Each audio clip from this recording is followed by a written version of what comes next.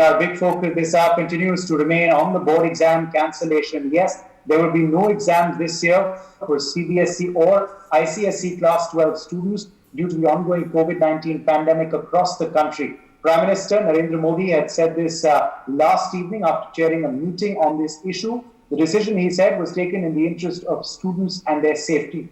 Citing the health and safety of students amid this rising pandemic, the Prime Minister emphasized the need for sensitivity towards students who have been in a state of uncertainty over their future for almost a year now. Despite the cancellation of exams, students conflicted over the issue. While a few are relieved to be rid of the anxiety, others are now worried about the grading system, the evaluation process, and the effect that this will have on their class 12 results as well as their admission process in the days ahead. The big questions we're going to be raising on the program are: on what basis will the students now be graded? How do we ensure a fair grading system, evaluation process for them? What will be the SOP for college applications? Will that be now further delayed? How will students with no internet access also be included in the normal online entrance examinations? Joining us to look at this story in further detail, we have Chandrabhushan Sharma, former chairman, NOIS, joining us live. Dr. Amrita Das, Director, ICS, also live with us on the program. Dr. Upma Arora, Principal, JBM Global School, is also joining the broadcast.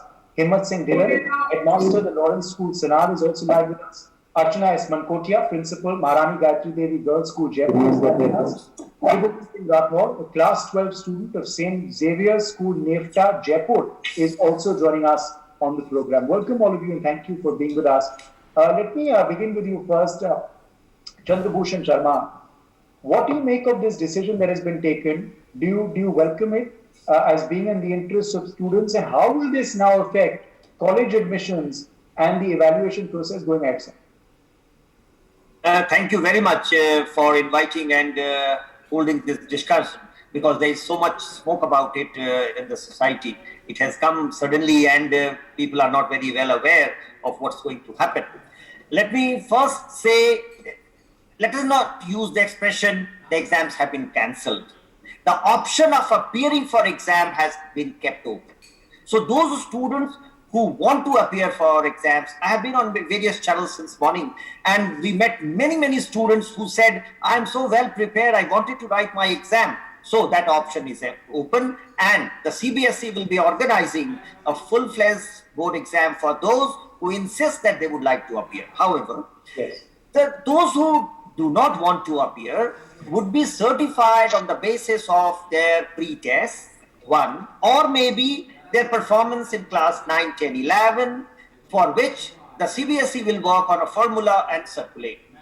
The Prime Minister had announced cancellation of the 10th exam, and the CBSE had circulated a whole clarification about how to certify, how to design and develop that certificate, which is most acceptable. I'm sure CBSE will come once again with the guidelines on the basis of which the schools will work on it and prepare the results. Now, if certain students... Mr. Sharma, does this mean then that college admissions will be delayed? If you're saying that the option will be available for a delayed board exam, does this mean that college admissions wait until that board exam is held whenever? No, wait a minute. If we had gone with the normal... Two criteria for those who opt for the board exams or those who go for this continuous evaluation? No, if we had gone with the normal exams, the exams would have finished or completed on 11th June.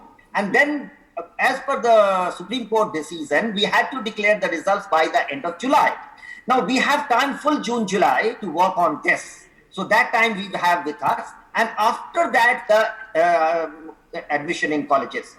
Don't forget, we are still in pandemic. This decision has been taken because of the pandemic. So admissions can be delayed if there are hiccups, but let us be hopeful that admissions would be completed by, say, September, October, by the time that normally higher education institutions start functioning. You've obviously raised the question of students going abroad. The session abroad starts October first week, normally in Europe, and late August in America. So even those students who want to go abroad, they have taken admission, they would be certified well before time and they will have no problems. So what I would say is we have enough time, rather more time this year to work on the certificates, to do the calculations. So students should be under no stress and panic that we will be delayed this year. In fact, we will be early this year. Okay. Okay. Dr. Amrita Das, let me take that across to you. Dr. Das, do you welcome this decision?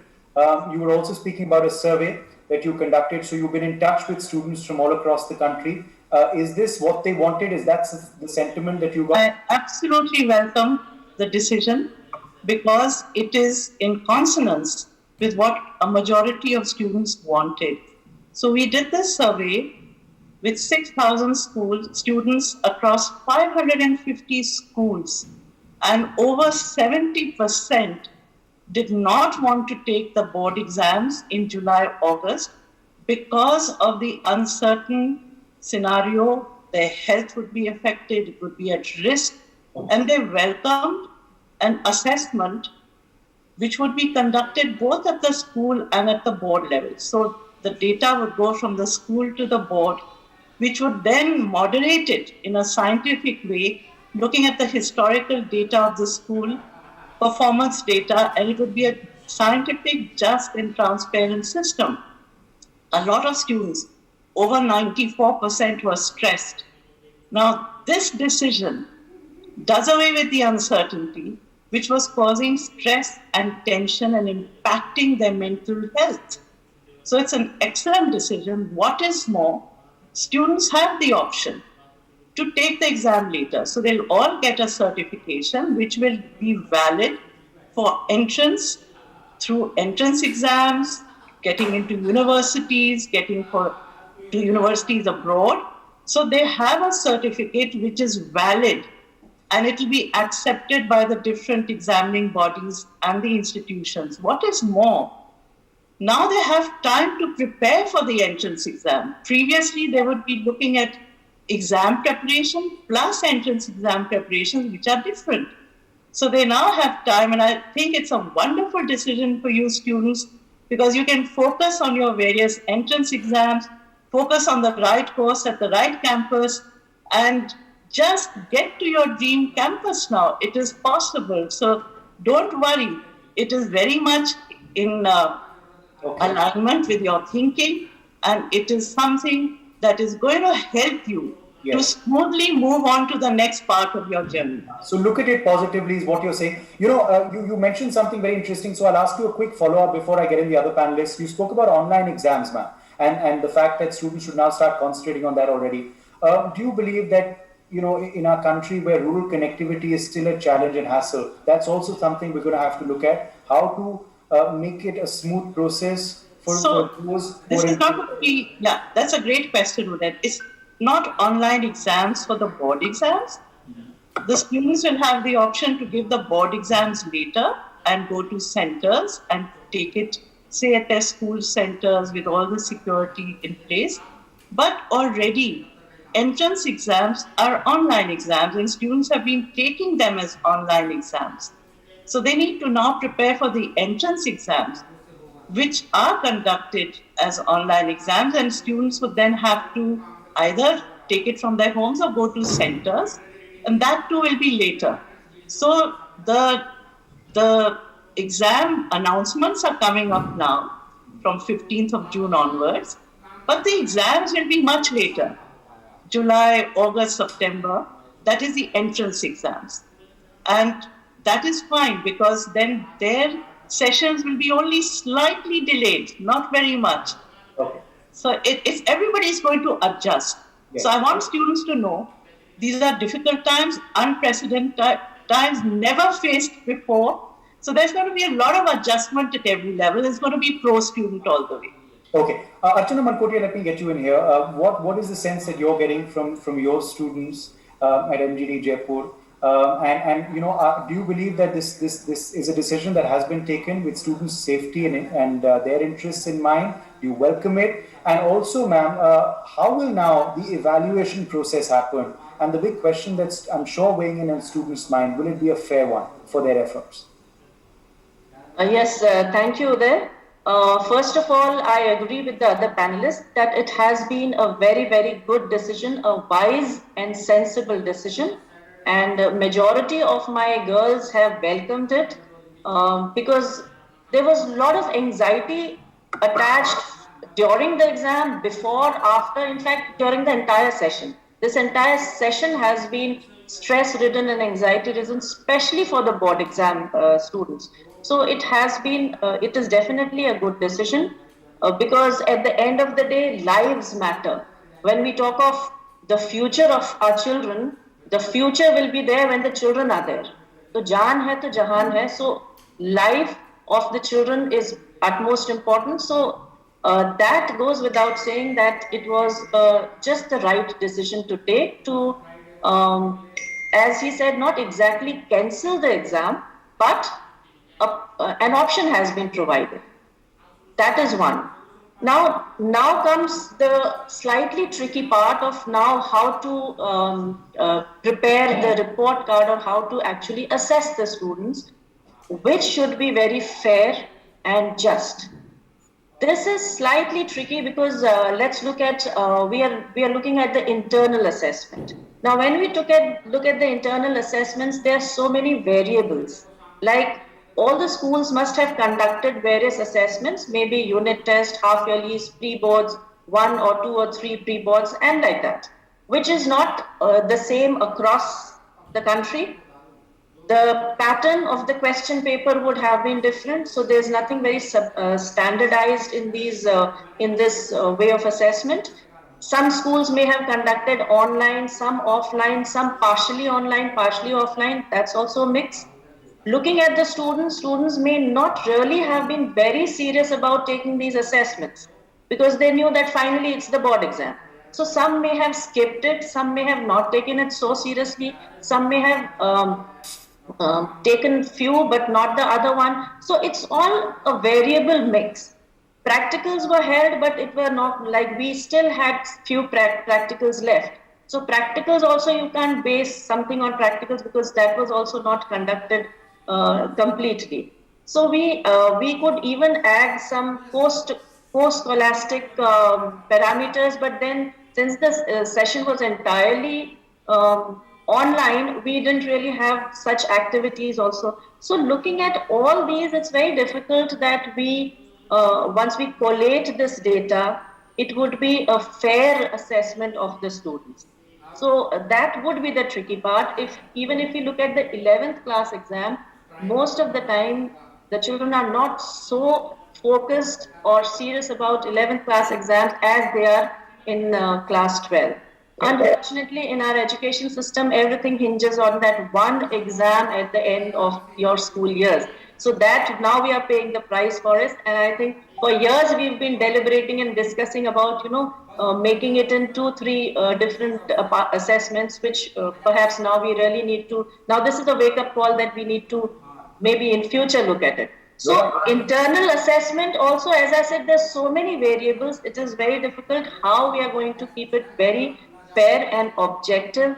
Some may have more marks, some may be downgraded. So that will be the tricky part, Uday. It's a wake-up call, no doubt, as you're saying, for the board, for the schools to reevaluate the system, but also for students who sometimes leave the system last, to be putting in their work through the academic year, as the saying goes. Dylan, let me come to you next. How do you react to this decision? How the students of the Lawrence schools are now viewing it, and how do you believe, sir, now you're going to be fair, or we need to be fair as a country and as a system to our students to ensure that they don't get the raw deal just because they're appearing in a COVID year? Good afternoon. Thank you very much, Uday, for inviting me to the panel. In brief, it's a year unlike no other, perhaps in the century. And part of that is because we are in what's called a VUCA world. It's volatile, it's uncertain, it's complex, and it's ambiguous. Now, I would agree with Ma'am Mankotia that if you have life, you have everything. Also, we have to be innovative and make the best of a year that has been very difficult. It's as simple as that. And I believe that what we did for grade 10, because we have the protocols in place, we had the meeting, we have calibrated the marks, was very fair for all concerned. And you see, whenever you look at data, you look at examination data, there is always a bell curve. Whatever you do, no matter what, there's always a bell curve. That's one. Number two, I firmly believe it's time to reset not only the education system, but perhaps life itself. And the answers are already there. They are in the NEP. There are wonderful answers there. Why should anyone's, whether at the Lawrence School or at Doon or at Mayo or at the government school which is next to us, why should the student's future be determined by one exam? That is the question. Why should the students not be lifelong learners? And you see, if you look at the NEP, what it says about assessment reform, it is all there. So there is actually a proposal to track progress, not attainment, but progress of a student from grade 1 to grade 12. That gives a better picture. So I would say that what steps have been taken are the right steps, especially because in the third wave of this pandemic, it is the young ones who are most at risk. So I welcome it, and so do the students, I'm sure. Okay. Dr. Upma Arora, before I get in our student on the panel, Tribhuvan, Dr. Upma Arora, how are you reacting to this decision? Interesting, there are state governments also have welcomed it. There's been no politicking over this issue, thankfully. But Dr. Arora, what happens next now? The decision has been taken, the option has been left for students. What's the sense you're getting? Will most of them opt for the evaluation, or will they opt for a later board? And what happens next? See, it's a welcoming decision, and we should welcome the decision taken by Honorable Prime Minister. Very rightly said, Jaan hai to jahan hai. Students should be given a priority, and the health should be given a priority. So it's a very good decision. Our children should be, my question to each one of us, do we not conduct class 9 exam? Do we not conduct class 11 exam? Do we not do the fair play there? We should do the fair play here in class 10 and 12 too.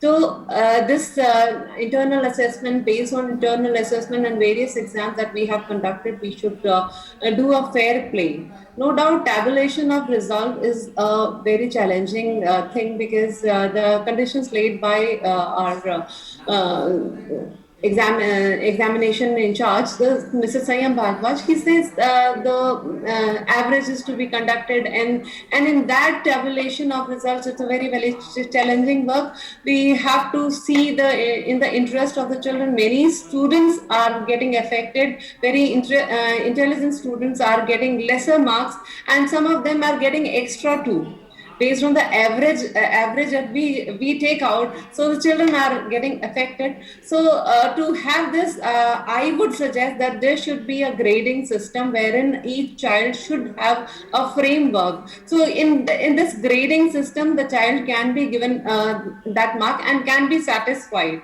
In this unprecedented situation, the students are getting affected. Those intelligent students and those who have not done. Mediocres are still on mediocres. Average students are getting average. But here it is a challenging job that we'll certainly come over it. Yeah, that's something that in fact a couple of educationists were saying on another panel that I did early in the morning on whether the bright students will be the ones who unfortunately might get adversely affected due to this situation. I know Professor Sharma also wants to come in, but let me bring in Tribhuvan Singh Rathore. Tribhuvan, you were a class 12 student. Yes. You were scheduled to appear for the board exams this year? Yes, sir. What is your reaction? I'm sure you were waiting for this decision for very long. When it was announced last evening, what was your first reaction? It was a mixed feeling. That obviously it was a relief that now we have a proper decision. We don't have to. There were very rumors that exam will be held like this. It will be of half an hour and multiple choice. So now we are relieved that exam are not going to happen, and we will get our CBSE result, and we will move ahead to our college life and all that stuff. Okay, so you're happy that the delay has ended. Did you want the exams to happen or not? Personally, I don't want that it will happen, because right now that there are many students that they have lost their relatives and all that stuff. So they were not in the proper mind to appear in board exams. Yeah. Mental pressure was there. But now, Tribhuvan, do you want a fair evaluation process? Do you hope and expect that your academic prowess and progress will be evaluated fairly, so you get a fair percentage, you get a fair mark that you can use for your college admissions? Tribhuvan, is that your expectation? Yes, I hope and I believe that CBSE will do it very properly, as it have done. Probably it have done for class 10th also. So I believe that CBSE will do it properly and we will be getting proper marks according to our past results. What do you want to do next? I am preparing for CA Foundation for the November exam. Okay. Professor Sharma wants to come in, and then Amrita Das. Yes, Professor Sharma, on now what happens to college admissions? How will colleges determine cutoffs and determine their admission criteria, and also on the evaluation? I think you had a point to make, Professor Sharma. You're on mute, sir. You'll have to unmute yourself. I think what colleges would do will come next. I think most important would be how the CBSE will decide and certify. We'll have to work on our criteria which will be valid and also reliable. I find all the principals, I've been chairman of the board and I have very great respect for principals. In fact, it's my dream to be a school principal one day. All of the view exams should have been cancelled. I have always taken a stand, exams must be held. Students work for 4-5 years for this exam. We declared exam on the 31st of December. The government had declared that 31st of December that we'll have exam from 4th of May. I want to ask, yes, I know Amrita ji always has a different point of view, but unfortunately I'm a researcher, I'm an academician, and I'm a policy maker. I'm one of the architects of National Education Policy 2015-20. I've been all along with this policy, and what Mr. Dhillon mentioned about examination reforms, you see that in NIOS examination process, and that is replica in your NEP.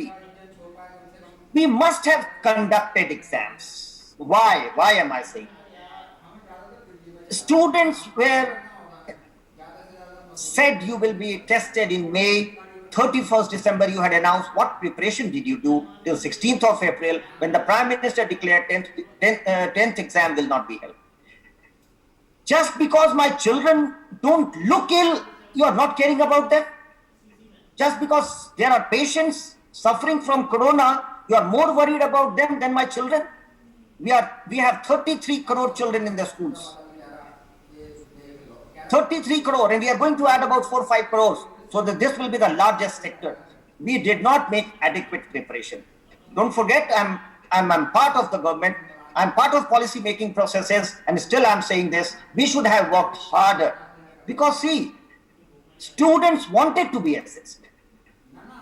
Parents wanted their children to be assessed, but only when they were said you are perfectly safe.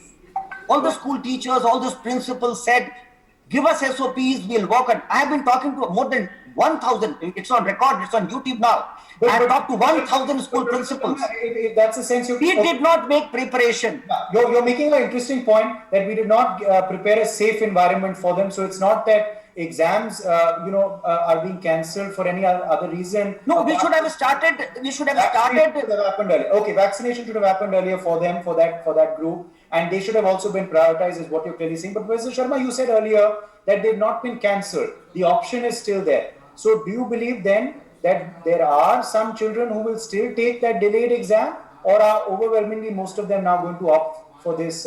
No, see,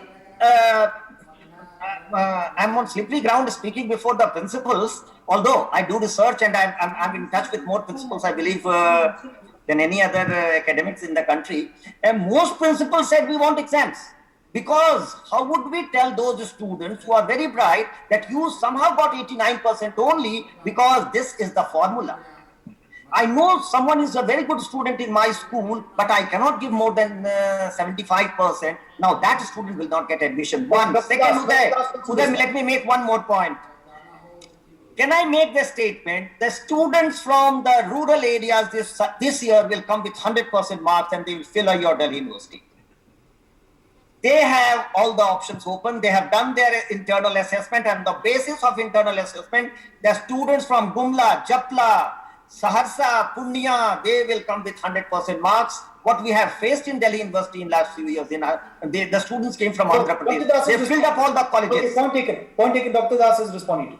Yes, Professor Sharma, I definitely don't differ with you. My take has always been there's no alternative to exams at centers. But as you say, there should have been preparedness for it. When we announced July, August, we are not prepared for it. The students have not been vaccinated. The environment, as Dr. Dhillon said, is a VUCA environment. We cannot predict what the curve of the COVID virus infection will be. And as ma'am said, we have to take care of the health of the students. Their lives matter. Now, given the situation, the issue was, should the exams be held in July and August? And everybody felt this is not possible in July and August because of the health scenario, because of the unpreparedness. So the best viable alternative then was to cancel the exams now, July, August ones, do the internal assessments, board to moderate it, a fair, transparent assessment, which it will be. As Mr. Dhillon said, it has been happening in grade 10.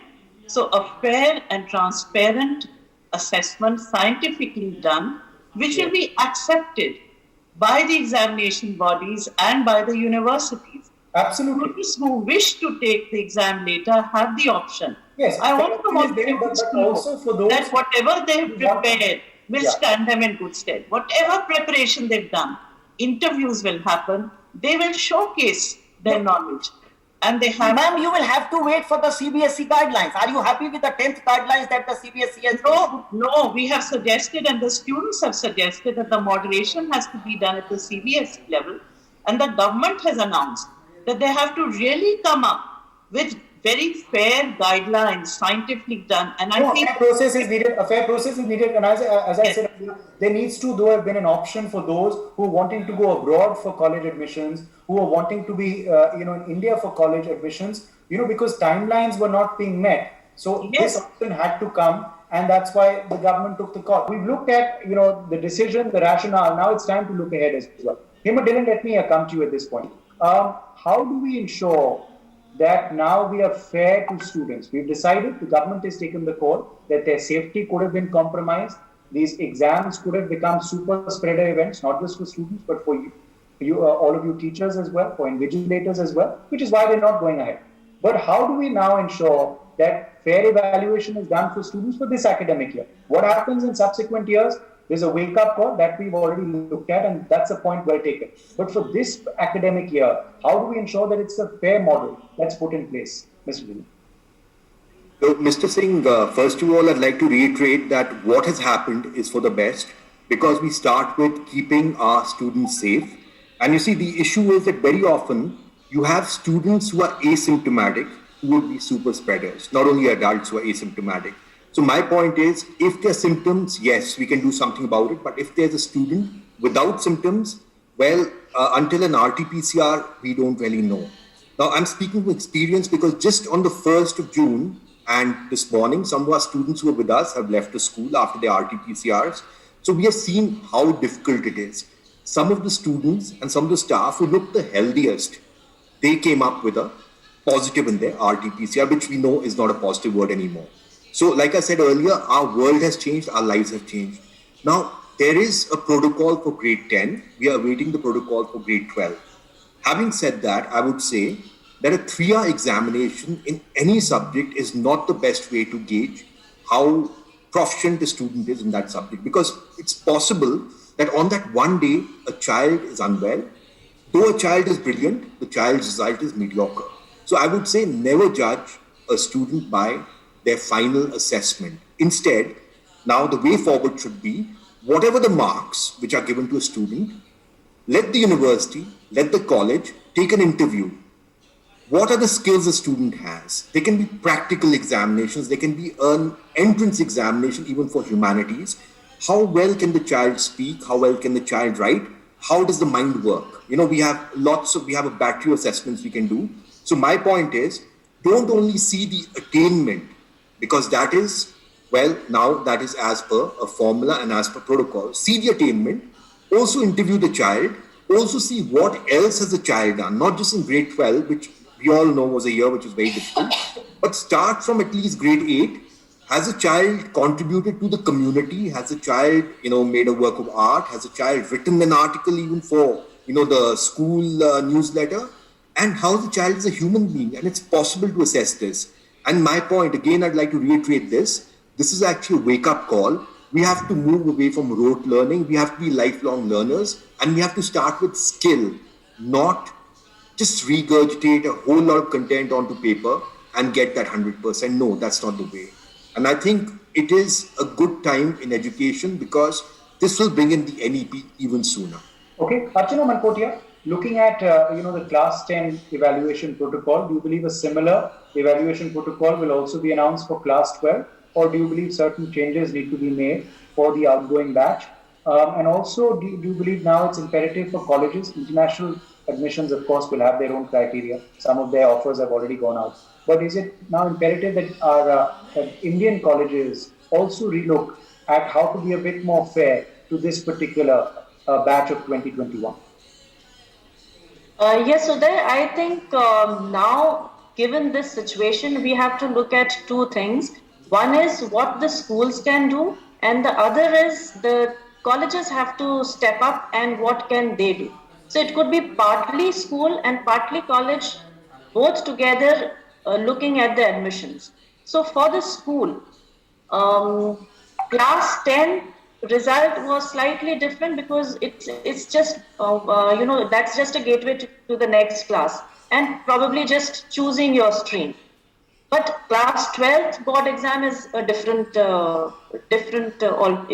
altogether. So as Dr. Dhillon suggested, if we look at the previous record of the child, let's start it from class 8th, 9th, 10th onwards, not just the marks of the subjects, but the other activities and other things. Put that all together, put the internals together, give a little, a complete kind of a pen picture of that child, that this is what the child is. So 50% of that the colleges can look at. 50%, different colleges have different criteria for admission. So if they also moderate or relook, as you said, their admission processes, that could be the first stage of taking in children. Once they've selected few children, then they can go through the interview process. They can't be interviewing all because generally students apply to 5, 6 or 7 colleges together. So you can't go on, appearing for interviews all over. So we'll have to they'll have to shortlist students on the basis of partly the school result that we collate and partly what the information, the entire information that we send as a comprehensive report card to the colleges. On the basis of that, they select the students and then they can conduct some interview. So it has to be a combined effort of all the agencies, school, college, and CBSE and the universities. Those who have applied abroad, they've got provisional admission, but they are asking for 12th result by 30th of August. So those children can't even take the option of appearing for an exam because that will be further delayed. So they need to have the report card and they need to have the projected scores as they would have expected their, result, which would have been much higher. But if we put it in that internal assessment process, they might be slightly downgraded. So that is the tricky part we'll have to look at. And we need to be a slightly more empathetic and flexible in working out this strategy because it's been a really, really tough year for our students. So it has to be a very collaborative effort, not exactly the way class 10th has been done, but a little more comprehensive, adding on more parameters of the student, whatever information we have of that child, right from class 8, 9, 10th, 11th. Okay, Dr. Umaruda, is that something you're in agreement with, that the protocol must be fair? Do you also believe it will be quite similar to what's already been announced for class 10 evaluation, or will it be a bit different? Dr. It has to be altogether different. This type of because since we all the principals are facing a lot of problems and a lot of issues in calculating and tabulating class 10 result. So grade 12 is a difficult, and it's a altogether different platform where the child has to graduate to college and universities, wherein the holistic and overall projection of a child can be there, so that a child gets a better option in the universities. If we based on that class 10 tabulation, the whatever they have given, so it will be difficult and the children will be at loss. So seeing that, there should be a change in strategy for class 12. Okay. Tribhuvan, you were talking, of course, earlier about your future plans. Were you waiting for this decision before you, started studying holistically and properly for your CA entrance exams, etc.? No, I was not waiting, but I started.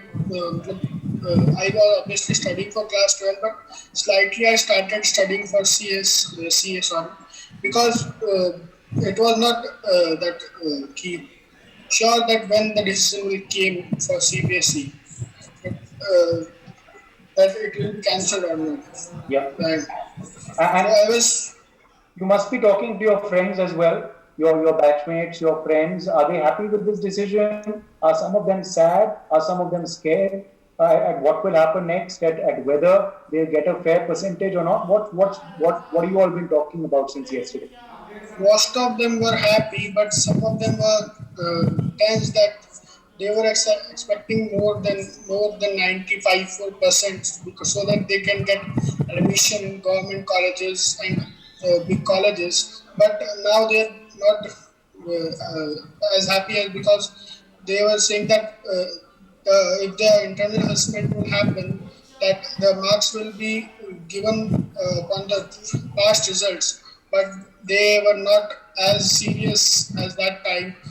They were waiting for the board exam to happen because they were not serious at the pre-boards or that internal assessment that happened at that time.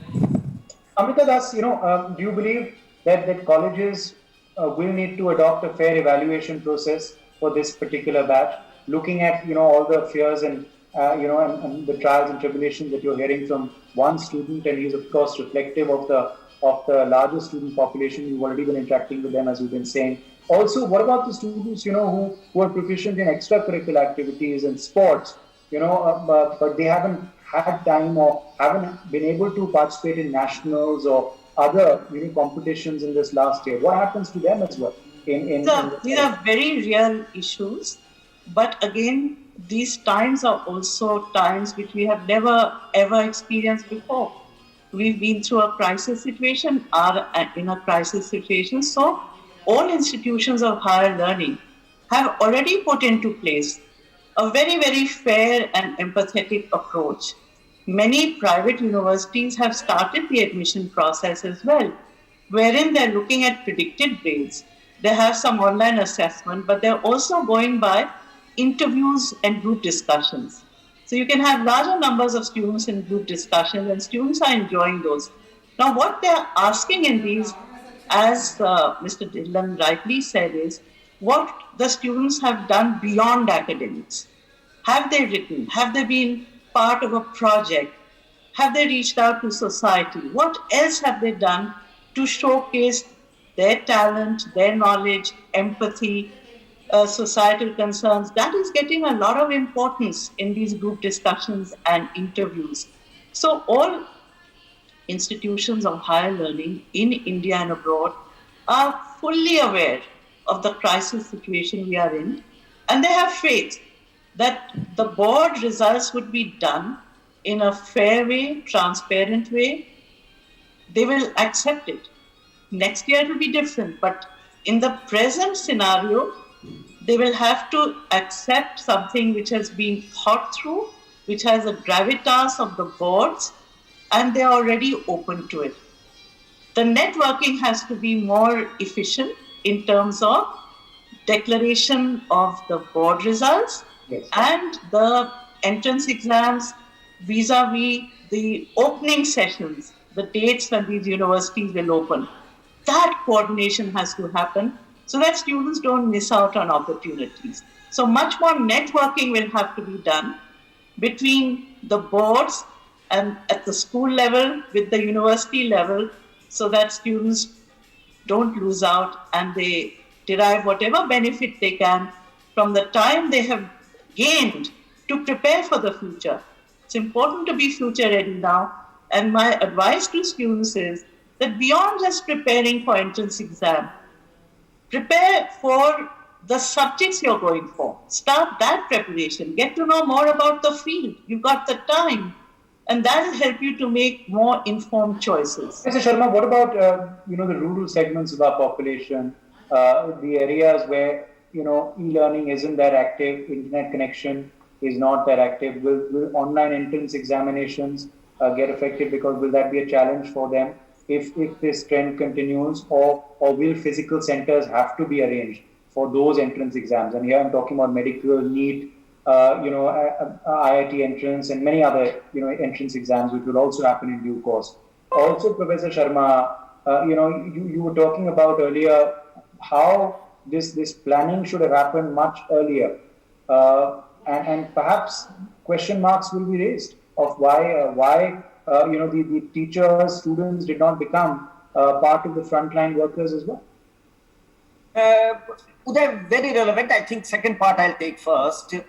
That decision in education must be taken by those who are stakeholders. I have been raising this on many platforms. How many of the school principals have been taken on board? How many of them have been considered? We rarely consider. I've been part of the NEP 2020. Not a single school principal was ever on the committee. Who has never been to a school has decided what the policy will be. I am very strong of the opinion. Leave it to the school principals and tell them you have to assess fairly and give us a certificate of their performance. School principals will do a wonderful job. When we had lockdown and closed all the schools, I had raised this right in April 2020. Don't have a nationwide lockdown of schools. Leave it to the principal. If she believes there is no pandemic, no corona in my area, I would call my student, call some classes, perhaps 3 class one day, then perhaps leave it to the principals. I am very happy later on the government decided on it. But I want to hit at something else, Uday. I'm a policy maker. I'm part of many policies. There's not a single statutory body which decides academically, pedagogically, professionally on school education. You have 12 regulatory bodies for higher education. They are statutory bodies created by acts of parliament. You have UGC, you have AICT, you have NCT, you have n number of agencies or bodies which decide on norms and regulations for higher education. Which is the body which takes decision for school education? Upma ma'am just now mentioned Sanyam Bhardwaj. One person decides how will exams be organized in the country. He is not a professional. He has not taught. He has been my subordinate, so I can take that privilege of addressing him like that. You must have immediately, I have 2 suggestions. You must immediately have a task force or an expert group which will give you a formula. Amrita ji has so many ideas right now. Put her on that task force. Tell her to make that scale on which students will be assessed and certified. She knows how would the students react. But we make it because we are the bosses. We sit in the high offices. I am very strong of the opinion, have a task force with those who are in the profession, grassroots. One, immediately, long term, you must have a school education commission. An independent body, a regulatory body with powers, with teeth. Very unfortunately, I shouldn't be mentioning on a public platform, if the minister believes, wants board exams be scrapped, we'll all say, yes, sir, yes, sir. And that is how school education has been managed in this country. If you want a different school education system 2025, 2030, you must have a school regulatory authority. I have already given a roadmap for it. And Well, those are very valid and good suggestions. I have a point here. Had these been class 10 and 12, since it was December, we decided that we'll have the exams.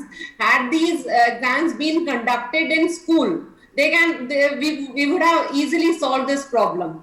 This responsibility had been given to the schools. Please conduct class 10, 12 board exams on your own. That would have been much fairer and much responsible decision by CBSE. I think Amrita ji got angry on me yesterday. I give most trust to the school principal, but the nation doesn't trust the school principals, let me tell you.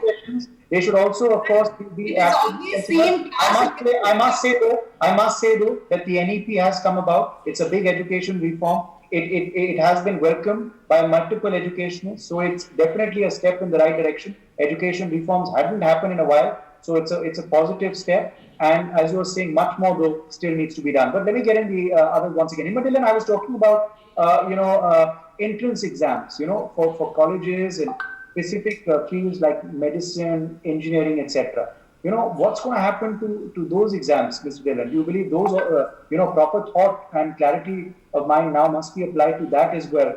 Because those can't be cancelled or postponed either. They need to happen eventually. So proper safety will need to be ensured for that, and proper thought will need to go into that now. That's the way forward. That's the next step, isn't it? I agree with you, definitely. We need more safety. We need a lot of thought, definitely. But then what is the alternative? There must be one. And that is where I think we've got to kind of come together, like Ma'am Amrita said, there are a lot of things which need to be done. And I believe what Professor Sharma has been saying, that, that actually is evidence that there's a crying need for reform in education. And this is the time. Now, my first point is, why should an exam be a burden for any student? Not only a grade 12 or grade 10 exam or grade 8 exam, but also an entrance exam. Why should they be tense about, appearing for an IIT exam? So let's see the bigger picture, because we will come through. We will overcome. In the end, there will be a better tomorrow, I feel. And there's a world after COVID. Now, my point is, we will deal with the present, right? There will be protocols in place, but we must work for a world in which the exam is not a burden. It should be a joy. And you see, my point is, what Ma'am Mankotia said about, shortlisting, that's very important because our population is huge. Now, when you talk about shortlisting, what do you do when, say, 100 children have between 98 and 100%? How do you shortlist one who's 98 and who's 99 or 99.4 versus 99.2? How do you do that?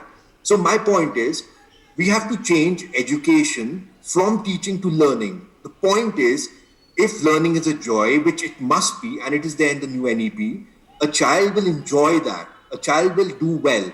And you see, the entire gamut of school education has to move towards learning.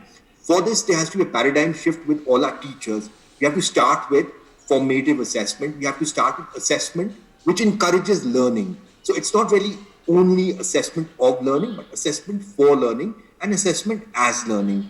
So I feel it is a wonderful time in Indian education because there are lovely ideas and it is time for them to be implemented. And I'm very optimistic.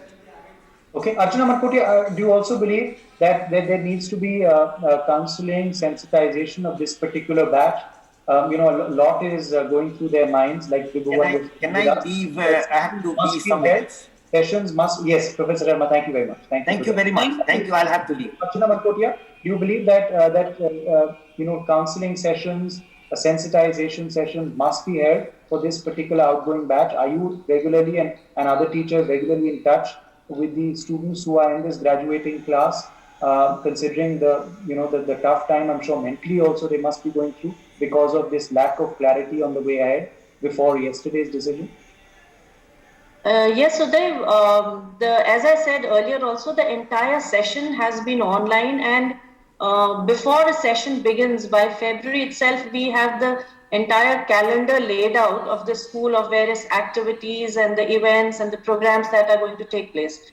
So when this suddenly everything went to digital and we all had to move on to an online platform, we made sure that majority of the events, activities, programs, we did it online. So we had our annual function online, we had a passing out ceremony online, we had a lot of sports, fitness regimes, we had inter-house activities, we had a whole lot of things. Trying to make the girls feel that it is close to normal. It couldn't have been normal, obviously, but whatever best we could do to make them feel that, okay, never mind, we will do it even if it is online. So we tried to do that. We had a lot of workshops related to, as you said, counseling, whether it was career counseling or, mental fitness or wellness and other things. We had regular yoga sessions. So all that we made sure that we had all that. We got them engaged. Our class 12th, who were the post holders this year, they themselves organized a lot of activities for our junior girls. So in that sense, we tried to have that entire session online, but as normal as possible and trying to do everything that we could. Having said that, it did not take away the anxiety and the stress because of the various other factors which were not in our hands. So there was COVID, there were families suffering, there were this uncertainty right from the beginning, whether how long will this online classes go on, then whether the practicals will be held, when will they be held. Once the practicals was decided, then what about the written exam? Then written was decided, then that was postponed. So continuously, one after the other, there were issues. As you said, we did have to do a lot of counseling, but I thought the girls, at least my personal experience with my girls, they were, most of them were quite mature and strong and courageous enough to understand the situation and take it in their stride. That's reassuring to hear. Okay, I'm running out of time. Dr. Das, quick point. I'm running out. I think excellent suggestions. The digital divide has to be bridged because there are very few schools that could deliver these best practices. Secondly, in terms of exam pressure and the approach, we also deal with students who take IB and A-level Cambridge. There's no pressure. And the system is similar to what has been recommended by NEP 2020. So we could collaborate with the principals of those schools and fast forward the implementation in the Indian boards. Because those schools have students who are very happy with the process and real learning takes place there. Okay, well, we're out of time. My thanks to all of you for joining us on this very special discussion, and let's certainly wish our students all the very best for the year ahead. For more such videos, subscribe to the NewsX YouTube channel, hit the bell icon.